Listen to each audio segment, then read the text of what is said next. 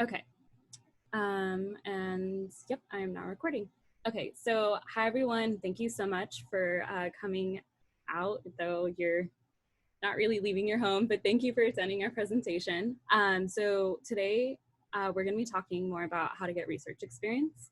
Olivia and I did present this in fall 2020. I don't know if, sorry, fall 2019.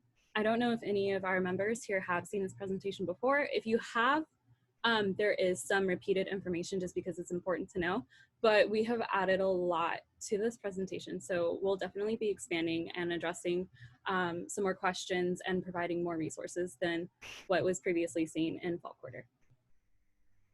Okay, so first things first, I think you guys are sure and you know this, but research is very important, especially at a UC system.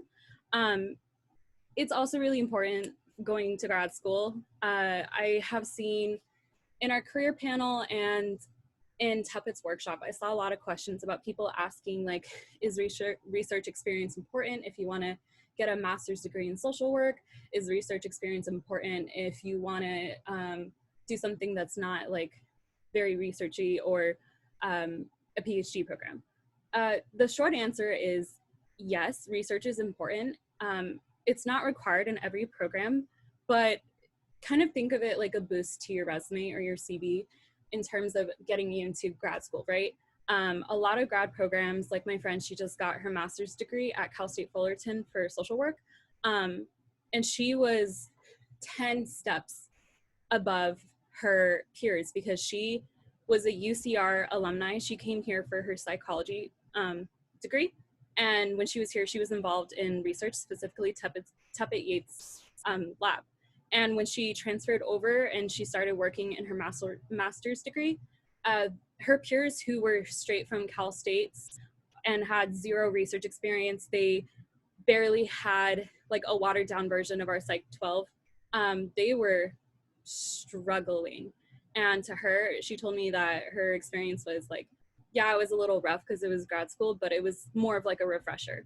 So if you can think about your experience from Psych 1 to Psych 12, in addition to research experience, you culminate that. And not only is that important to like buff your CV, but it's also going to give you an advantage in almost any program you're a part of.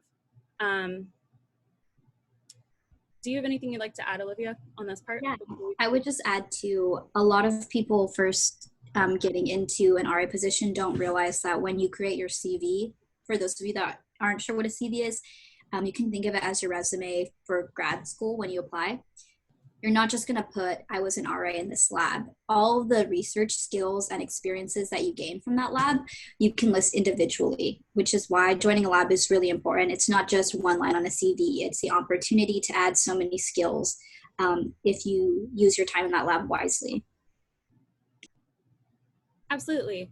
So a little introduction into how psychology credits work here at UCR, if you're unfamiliar.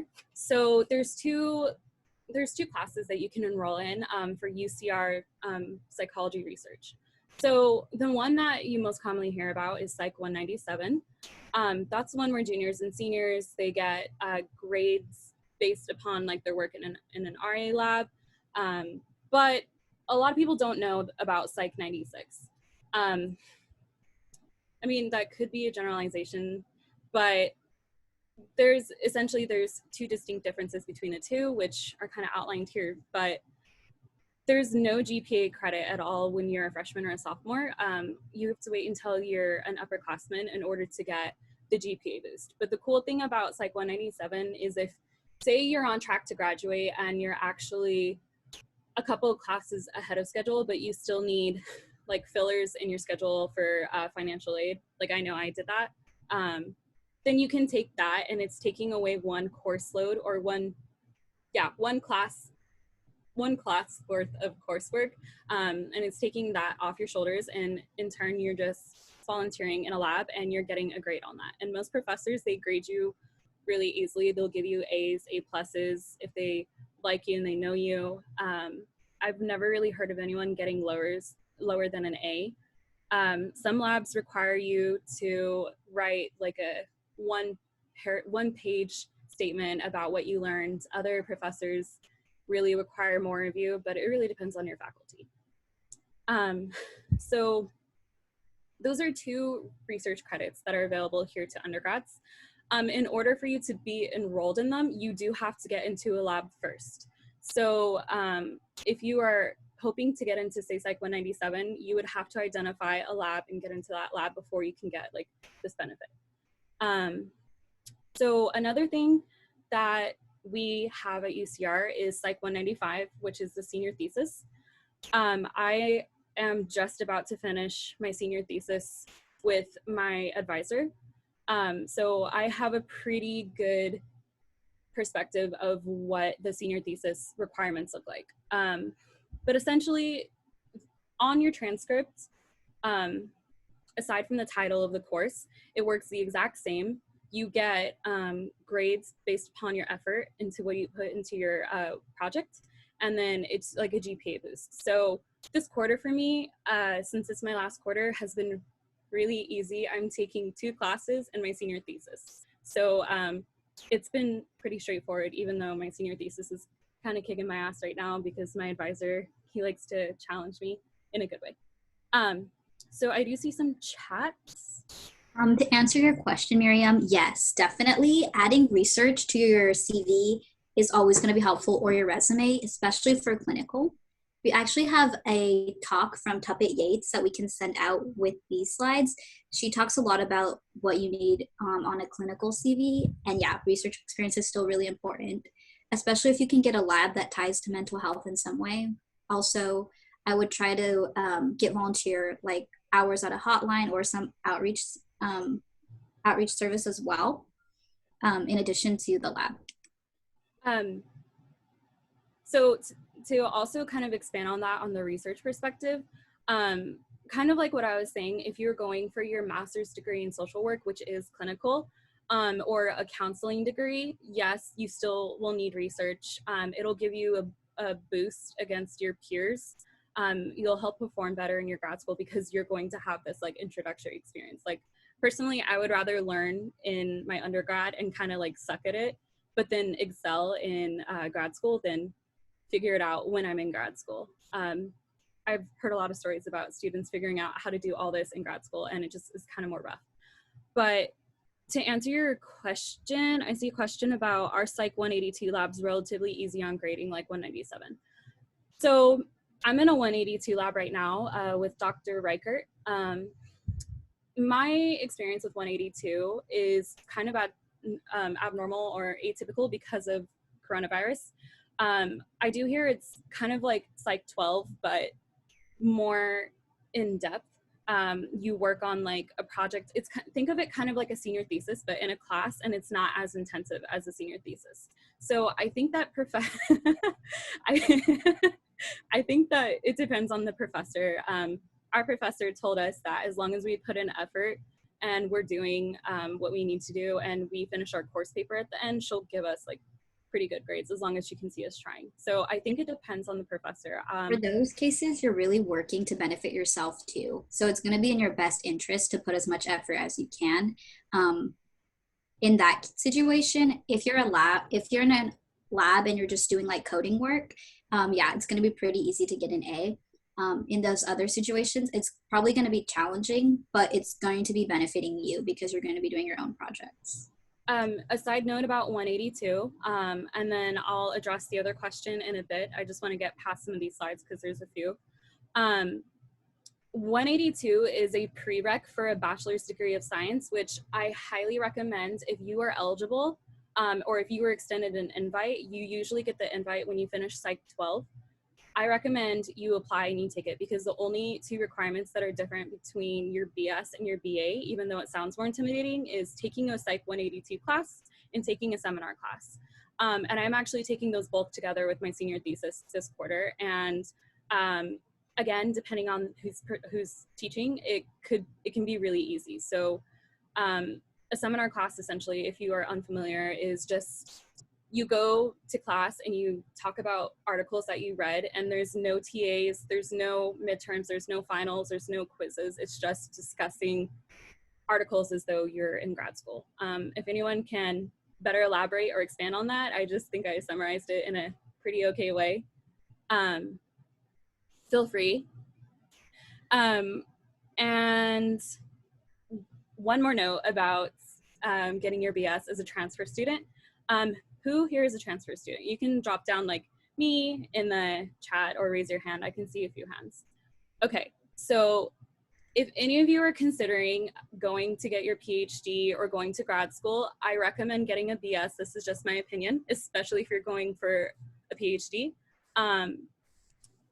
What they don't tell you, and what I found out the hard way, is that if you want a BS and you're a transfer student, you have to reach out to your advisor and tell them, hi, I'm a transfer student. I would like to apply for the BS program. And they'll give you more information. The reason that you have to do this is because the invitations for the BS program are sent out automatically when you complete Psych 12. As soon as Psych 12 grades drop, they send out invitations to those who are eligible. And because we're transfer students, unfortunately, and because we're transfer students, unfortunately, that process, we kind of get skipped over. So I see someone saying that they were sent an invitation when you were transferred. That was not my experience. And when I talked with the advisor,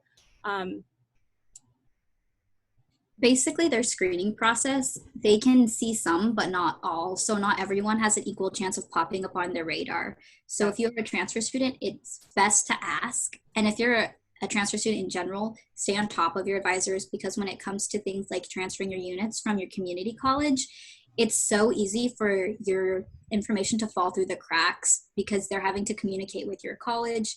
I know there's a lot of misconceptions that sometimes the advisors don't care, but me and Alexa have gotten to work with them and see how the system they're operating with. And unfortunately, it's not very accommodating to them either.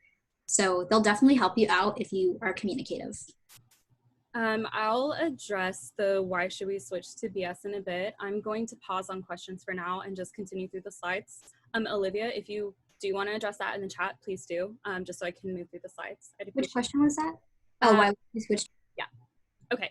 So to summarize this, there's 2 research units and then, or 2 different classes for research units, and then a senior thesis. And all 3 options, you do need to know a professor ahead of time or be in a lab ahead of time and know someone who's willing to allow you to take that course. And if you were wondering how to get into a Psych 195 specifically and how you can step up to that from a Psych 197 or a Psych 96, it's mostly about communicating. I do recommend, if you don't know your faculty advisor on a name, on not a first name basis, but if they don't know your name, definitely try to get in there and get them to know you. Force yourself in their face. It's really uncomfortable, but it's important. And eventually, if you can build that relationship and there's enough time before you graduate, you can say, hi, I'm really interested in exploring more in-depth research. Do you have any data sets I can look at, or can I practice data analysis with some of your research? And most of the time they'll be pretty receptive and say, how about you work on a poster with this grad student, or what about a senior thesis? Okay, so where do you begin? So first of all, you should really start by wondering, or by exploring, where your primary research interests lie. So do you find yourself gravitating towards the information you learned in developmental psych, or what about social psychology? Did you find that really interesting? Did you like neuroscience? What about some of the more niche topics that we have at UCR, like IO psych, or the happiness or the science of well-being with Dr. Limbersky? So I would think about what comes to your mind first and then start there. So from there, you're gonna wanna know, what do you really wanna do in psychology? And if you don't know, that's totally okay. When I transferred here, I was 100% sure I was going to go on to be a therapist, counseling degree or something like that. But that's changed. I now want to pursue my PhD in clinical psychology. But through this, you'll explore and you'll learn more about where you want to end up. So it's okay that you don't know exactly what you want to do. But a really good the third step is really good. It's crucial. You guys might have seen this before. This has been floating around here and there, but we don't heavily advertise it too much, not in a way where we're trying to conceal this, but just because it's kind of hard to advertise this without like a workshop. So number 3, I developed a research lab opportunity Google Sheet. So this is a screenshot of what it looks like. What I did is I pretty much organized all of the psychology faculty in their areas of study, their research interests, lab information, and their contact information and application information on the right-hand side. Just because I found that when I first started here, navigating the faculty website platform for psychology was kind of complicated. I figured it out, but through my experience at Psychi, a lot of people ask me questions like, what the heck, how do you actually get into a lab? That website is so confusing. So I just kind of did this to speed it up. I did include some more information down at the bottom. If you are in psychology, another option is to get research in a similar field. So some of our students study in the graduation. Jenna, do you mind specifying like the title of your lab and the school? She's not gonna like get a video on spot. Come on, Jenna, or you can drop it in the chat box. But you do not have to be in the psychology department to get research. You can expand out to biology, you can expand out to other areas that interest you. I do see the chat box blinking. I'll get to it in just a few slides. I just wanna go over a few more. So after you look at that sheet, I recommend that you consider the area of study that was your initial gut reaction. So think back to the first question I asked you. What did you gravitate towards when you were in psychology, in Psych 1 or Psych 2? What topics really interested you? So after you have that idea and you have that list, you want to go back and consider going through that Excel sheet and look at the faculty who are studying things that are there or studying things that are similar. Here's the fun part, actually applying. So I know that the situation with COVID-19 is kind of unfortunate. There are labs though that Olivia was saying at the beginning. I don't know if any of you came in after she stated this, but there are labs that are accepting RAs right now. A lot of labs transition to online studies just because the world stops, but the research can't. They still have to continue the research. They have deadlines they have to meet. So they're still gonna need RAs to do tasks. Finding 3 to 4 labs, the more the merrier. Finding labs that interest you and then just applying is, I know it sounds easier said than done, but we have a way to help you in just a few slides. And then follow up via email, not in person right now. But if you don't get in, don't give up. So labs accept RAs on a rolling quarterly basis quite often. So looking at number 6, I think, yes, you can apply. There are, if you look over here on this side, there are applications, but also a lot of professors prefer you to email. I suggest that when you're applying to labs, so say you want to get into Aaron Seitz's Brain Game Center, you can apply, but I also would follow up with Aaron Seitz or maybe the Brain Game Center lab manager and just email them something similar to this draft. So you kind of want to market yourself as though you're applying for a job, because in a way you are applying for a job. It's just not paid and it's in research. So something similar to this. My name is Alexa Aringer. I took this class with you in this quarter. I was really interested in hearing you talk about, you study this in your lab, and I'm really interested in becoming an RA in your lab. I don't have any research experience, but I have taken these classes with you. I'm hardworking and I'm detail oriented. I hope to pursue grad school in the future. And then here you could also elaborate. If you have an idea what you want to do, you can elaborate there and say, I hope to pursue developmental psychology PhD program or something like that. The last line is also really crucial too. I would like to know if you're accepting RAs for this quarter in the future. If they are not accepting RAs for that quarter, they'll most likely respond to you. This is a pretty well-written email, and they'll most likely respond and say, hey, unfortunately not right now, but I'll be accepting them next quarter or in 2 quarters from now. And then from there, I would just try to stay on top of it and like keep a mental note. That's when the lab is going to be accepting. And if you get into another lab before then, that's fine. And you decide not to reapply, that's fine too. But I kept an Excel sheet, though I really only applied to like 3 or 4 labs. I'm gonna check the chat really fast. I'll just want to add to this as well. Yeah, please. You'll find that being an undergrad is really helpful because you're in a very special gray area where the more you know, the better, but you're not going to be penalized too much for not knowing. So it's always good to say, are you accepting RAs? What can I do? This is what I want to do. I want to be in your lab. Because the worst answer you'll get most of the time is just no reply. Also, the more initiative you show, the better. With every faculty we've talked to, when we ask them what do they look for in a lab, me and Alexa try to make it a point to ask them that so we can give this information to you. They say, yeah, they look at the GPA, they look at the application, but they also look at how detail oriented you are, i.e. how you send an email, like the example Alexa said, or also how attentive you are. So if you follow up with them, that's a really good indication. So you really want to advocate for yourself and ask more questions, try to sound professional. Don't be surprised if the grad students reply to you with like just a smiley face and like, sure, sounds great. They can get away with being more casual than us.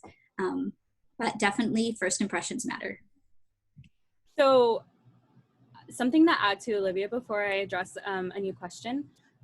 Yes, be as professional as you possibly can, because if you think about it, we are starting at the bottom of the food chain and we have to prove that we have what it takes to climb the ranks, right? So this is applicable to if you're going just for like an MS program or an applied MS program, which is like a licensed family therapist or social work or PsyD or even a PhD. Getting into the habit of responding and talking to professors on a professional level is a very important skill. When you think about it, so I'm going to take Rachel, for example. So she did get into Sweeney's lab. I'm pretty sure, because I know you a little bit, Rachel, that she interacts with Sweeney on a very professional level. That means whenever she goes for her PhD program or her PsyD, or I think maybe med school, she will be, I was right. Okay. She will be able to say, she'll be able to use me as one of her connections and one of those like networking opportunities. Kind of, if you think about like how LinkedIn works, think of it like that, but in like a social dynamic situation where if someone were to ask Sweeney, oh, hey, what do you know about Rachel? And then she would be able to say like, oh, Rachel has been very professional with me from the get-go. Like she was a very well-articulated RA. She was persistent. She didn't give up trying to get into my lab. She proved she really wanted to work with me. So starting to really speak and interact with professors on a professional level as though you're about to take a job with them, that is really important, and it will get you further than you think. And definitely follow up with them. Grad students, faculty, they're very busy. Sometimes they just don't reply to us. Don't feel like you emailed them once, they never replied. I guess that's a no. Send them a second email and just say, as per my last email, something like that. They'll appreciate that effort. Also, Alkana, I hope I pronounced your name right. You can correct me if I didn't. Your question about if it's harder to get into lab as a neuroscience major, for those specialty type of things, sometimes they want to accept RAs that are in their first or second year, or if you're a transfer, your very first quarter, because there's a longer training process. They also might have more prereqs. It really depends on the lab. So the best thing you can do is reach out to people in that lab and ask. There's also another slide where we talk about labs that get more specific, but I hope that answers your question. And to expand on that just a tad, essentially the more research you have, the better. The more research experience you have, the better. So you might start off in a lab that isn't really applicable to your future goals, but you can always start out and use that as a stepping stone, right? So I started out in a lab that had absolutely nothing to do with my research experience or my research career goals. But because of that experience there, I was able to apply to a different lab and get a lab manager position. I was able to like build up, right? So if you're considering going for pre-med, you're gonna have to start developing your CV, which, side plug, we have a CV workshop on Monday, and a CV panel with grad students on Tuesday. I highly recommend you guys also attend that. But to be able to show that you have a substantial amount of research experience in different areas is not bad. It's a good thing. The more research, the better. Okay, so things to keep in mind. This is a slide that Olivia was talking about a tad. But so there are some labs that require special training skills, right? If you are bilingual, that's a plus. There are a lot of labs on campus that are looking for bilingual RAs. Some labs have specific like technical requirements. I can't think of anyone specifically. I know the Kind Lab, maybe? Yeah, the Kind Lab. So for the Kind Lab, which is run by our advisor, Kalina Mihalska, they work with machinery and analysis. So they typically take about 2 or 3 quarters to train their RAs. So joining a lab like that is so valuable because you can put a lot of experience on your resume, but also realize with the lab that they're investing in you as well. So the labs that have more long-winded projects, they're looking for RAs that are going to be dedicated and that they can like put effort into and get a return on that.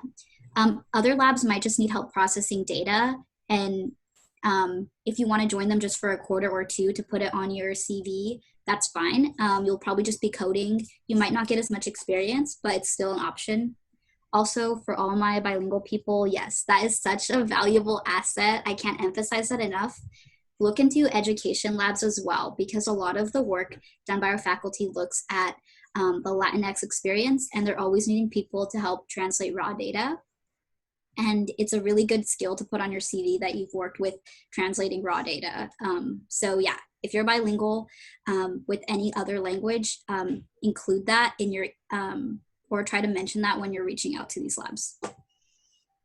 Thank you, Jenna, for the plug. So yeah, this is also mentioned on the slide. The labs like the Kind Lab, they are really good for freshmen and sophomores. Like Olivia was saying, they prefer people that are going to stick around for a long time. So I anticipate someone asking me if that looks better on your CV, or if it just looks better if you're in one lab for a long time. Yes and no. It shows that you have dedication and you're persistent. But if you have multiple research opportunities, it also shows that like you're experienced in different areas too, right? So just really think about your own goals and what is going to suit you in your schedule best and what's going to suit you in your situation best. But for those that are looking to just start into research, try to find labs that prefer longer term RAs, and you can always ask a grad student or find someone who's in that lab and ask them questions like, hey, how does this advisor or how does the PI like run their lab, and ask them questions before you officially apply to get an idea. I would ideally like to add that into the sheet, but I don't know that much about every single faculty on campus. But there are shorter term commitments. I just want to add too, keep in mind, sorry, you can hear my dog barking. The time you have here at UCR is valuable because you're never going to, but until you get to grad school, you're never going to have as easy access as the resources you have here. So even if you are a neuro person and you're in your 3rd year, still reach out, because this is still going to be the easiest time versus after you graduate. And that goes for us if you're a freshman, a 2nd year, 3rd year. Take advantage of your resources here.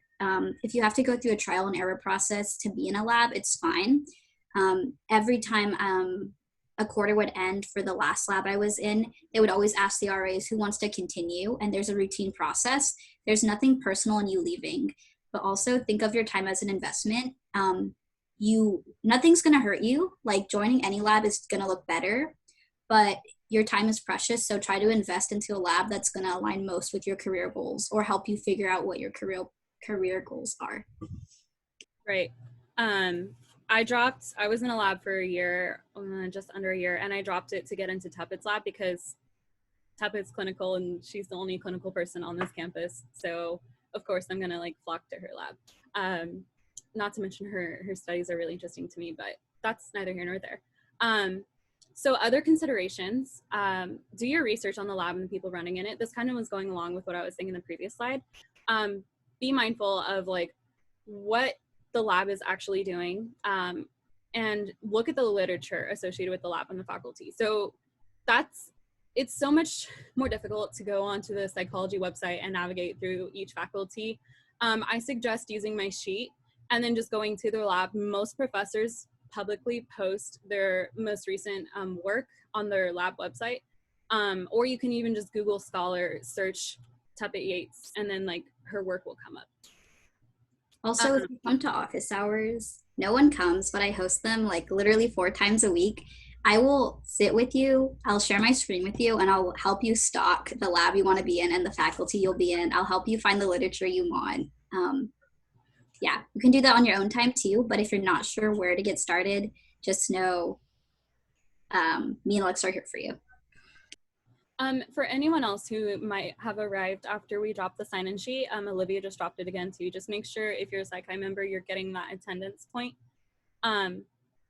Okay, so I'm gonna move on. So what does undergraduate research look like?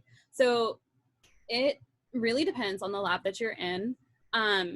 Independent projects, again, kind of like the senior thesis project, those are more infrequent, but they offer more experience, more hands-on experience, more one-on-one experience with grad students or with faculty. That is a really good opportunity to get a very shiny letter of recommendation. Collaborations also look good. This means you're lightening the workload and you're kind of spreading it across like multiple people if you're working on a project, which I also recommend. But of course, when you start out as an undergraduate, you're gonna start off on like grunt work. You're kind of like, don't think of it like hazing, because I mean, hazing's bad, but think of it in a way such that everyone's gonna start off doing the boring stuff, right? The coding, the transcribing, things that most people prefer not to do or don't look forward to doing. But once you prove that you're capable of doing that, you're reliable, you're efficient, you're on time, then, and you're around like a quarter or two, depends on, again, how the faculty feels, then you can start asking like, hey, I proved how like good I was with this stuff. Can I get on a research project over here with this person? They're doing really cool stuff. And that's usually how you can kind of get the ball rolling there. I also want to ask questions about what's going on in the bigger picture. If you're coding something and you have a minute to talk to the grad student, you can be like, hey, how are you guys using this data? I was just curious. Showing an interest is really vital. And then my number one tip is if you can, try to join a lab in summer because you're going to have less RAs in the lab. The grad students are going to have a little bit more time. And that's a really great way to get your foot in the door. It worked really well for me. So yeah, pro tip, join a lab in summer. Dude, sorry. Hot pro tip, man. I really recommend that too. That is such a good tip. Olivia, you're totally right. My first lab I got into was over the summer. I was looking for labs and I started applying to, like I tried initially to get into Tuppet's lab, but she was like, no, we're full. I already got my RAs last quarter, you're late. But I found a lab that was not only needed RAs to code, but they were offering a paid position. So they were like, hey, yeah, do you want to be an RA? Okay, cool. Do you want to be a paid RA? And I was like, heck yeah. So summer research opportunities, they're not ideal because I know you want to have like a nice summer and not think about school during your short summer breaks, but it is a very good step for your career. Once you start thinking more seriously about like your career and what you want to do, I do highly recommend that. Okay, 197 credit in the summer. Yes, you can. You definitely can. Labs be available this summer as remote. Again, that depends on the professor, but I think a lot of them are doing summer research opportunities. Okay, so Olivia, would you like to address this slide? Yes, so undergraduate research, like we stated, is usually strongly based in correlations and associations. Typically, if you're using your lab's data, they're going to have sent out some kind of survey. I'm a little bit more familiar with social, but this still applies to neuro. They're going to have a lot of data on a lot of different variables because when they send out surveys or they collect information, they want to cover as many bases as possible, even if they're not specifically going to use it. So if your lab has data on like racial implications, also age, gender, things like that, you can pull any of those specific variables and look at associations or correlations on a specific outcome. So for me, a lab I was working in, they had data on big five personality traits, but also a bunch of like racial and like age and self-esteem data. So I was able to like kind of handpick variables I wanted and test for associations. So something like that is pretty much what you would be working with. It really does depend on your lab and what data they're willing to let you use. Sometimes you're able to collect your own data, although again, that takes more planning. So this is like a little bit from an abstract that I wrote. You can see it's not as complicated as a PhD student's work, but you can see that it's adding to something that was already established. It kind of can stand on its own and add like its own individual contribution. So this is a good example of what most undergrad research looks like when you go to conferences. Do you want to add anything, Alexa? Just side plugging RSEG 2020. I'm sure everyone has heard about RSEG 2020, whether you're presenting or you might consider being an attendee. I highly recommend you attend just in general, just so you can get a really good idea of what undergraduate research looks like. A lot of people who are presenting like group projects like that they work on in collaboration with other lab students will be presenting research there. Some people are presenting their senior thesis projects or their capstone thesis or their thesis. I forgot the official term that they use, but when you're in the honors program and you're doing your own capstone like research project. So conferences, this typically leads to conferences when you're presenting research, right? So we have conferences at our school level, which is like our psych and UCR undergraduate research symposium. But then you have like regional conferences, and then you have national conferences, and then international. So WPA is a regional conference. It's a Western Psychological Association. This is most likely going to be one of the first places that you would present a poster if you are presenting a poster outside of UCR. I'm going to leave this information here. It's pretty self-explanatory. I have some other stuff that I would like to explain that's a little bit more important. Our psych is going to be on May 21st. So that's next Thursday from 2 to 5 p.m. And it'll be hosted via Zoom. And you do need to RSVP to get the Zoom link, which I'll share that information at the end of this presentation. It's actually on the slides at the end, just to address your question. SPSP is another one. This is a this is a national conference just for like personality and social psychology. So this is more specific for like, you know, our social psychology and personality professors and their labs. WPA, this is multidisciplinary. So pretty much any and all research topics could go in there. Here are some other conferences that are frequented by psych faculty. So APS is an Association for Psychological Science. APA is American Psychological Association. SRCD and SRA, these are some ones that our developmental faculty do. I don't know much about the neuroscience conferences. If anyone knows of any, you can feel free to email ucrpsychi@gmail.com so I can add it to the slides. I would like to make sure this is as informative as possible. But these are just a couple. You guys can click through and explore the links if you're curious in what a professional association looks like. But typically these conferences are a really good way to start your research career and how to start networking and meet like other students from other areas and meet faculty and have a chance to tell your research and have professors from different schools come up to you. And it's a very good opportunity and I highly recommend it.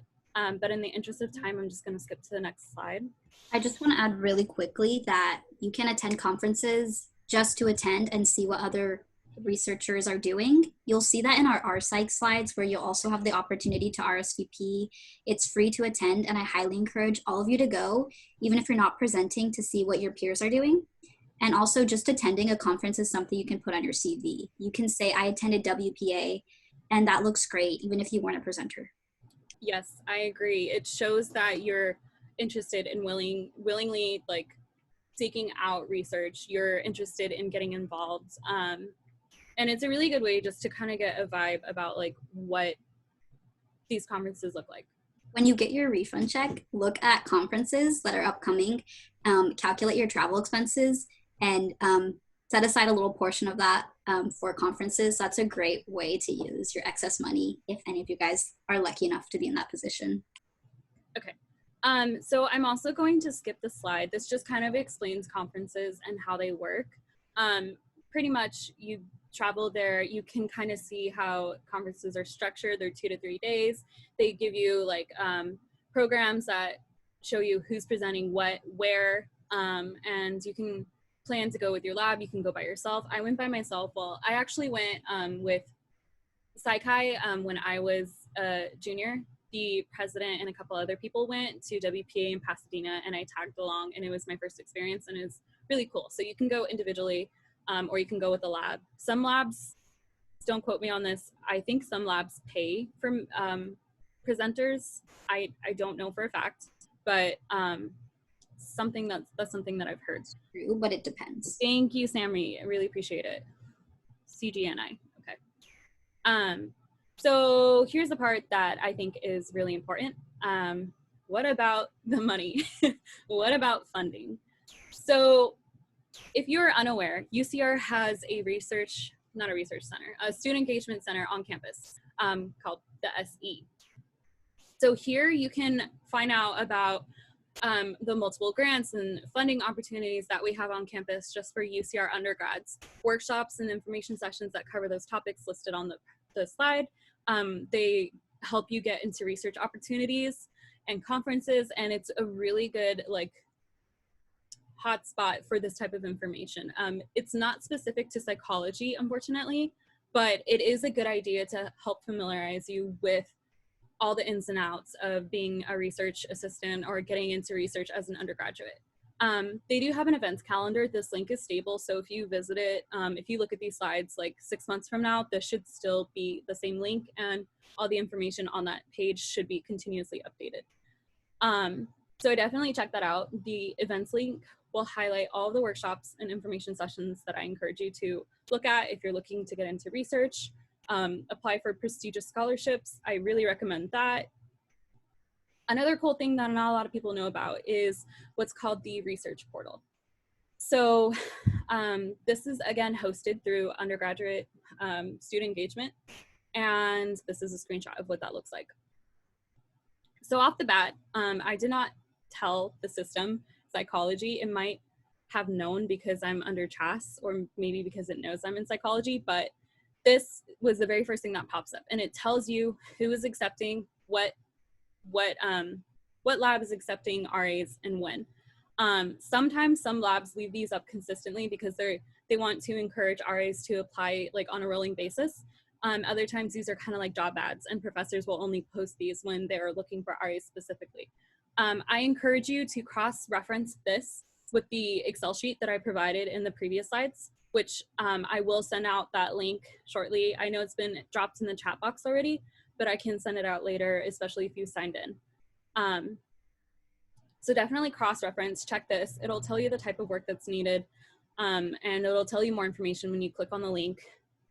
I really recommend it. This is a really good resource, and some of these will tell you if it's a paid position if you dig deep enough, but it's in here. I've seen paid positions offered on this before. Okay, so undergraduate funding for research.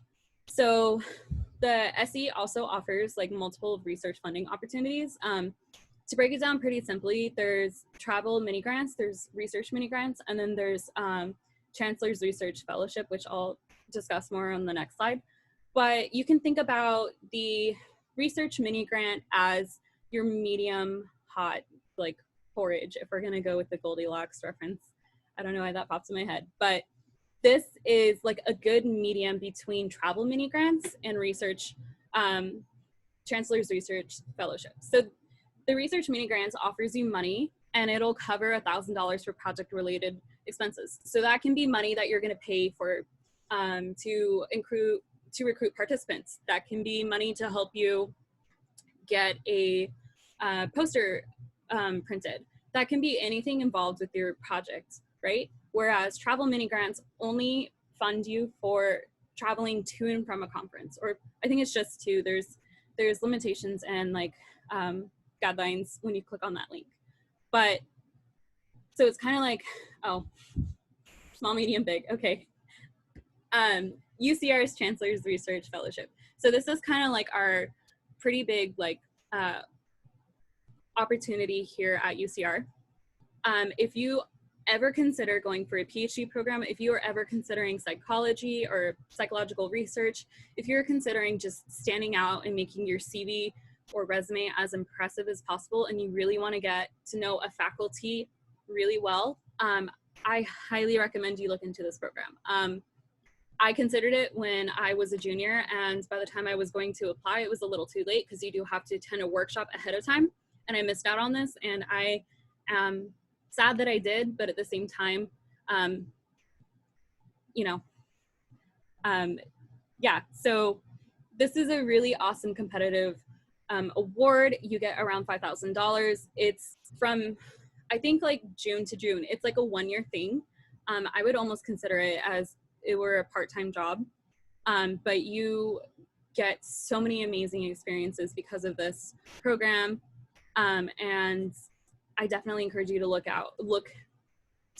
into this. The opportunity is only for sophomores or juniors. So if you're a junior right now, you probably won't be able to do this next year because you'll be a senior. And I think the application portal may have already closed.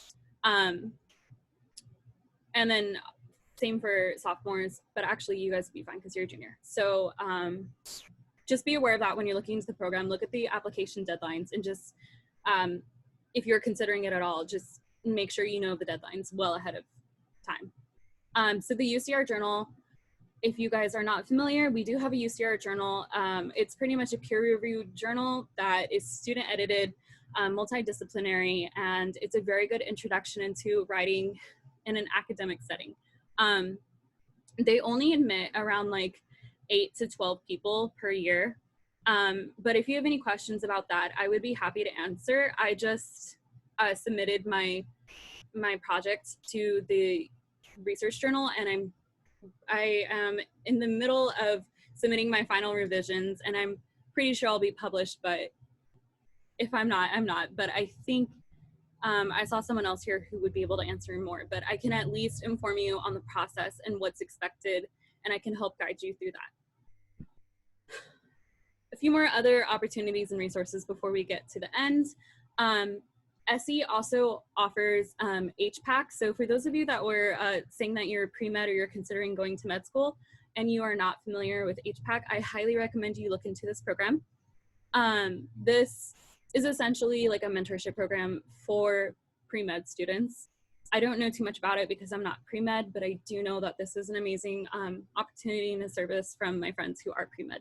Everyone pre-med in this chat too, you can email us or come to office hours because we have a ton of pre-med related research and resources just for you guys.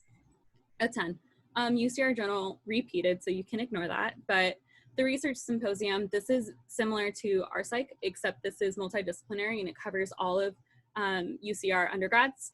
This will be presented virtually as well. You can check out more information if you click the link, but this is also a good way to see what research will look like in other discipline areas.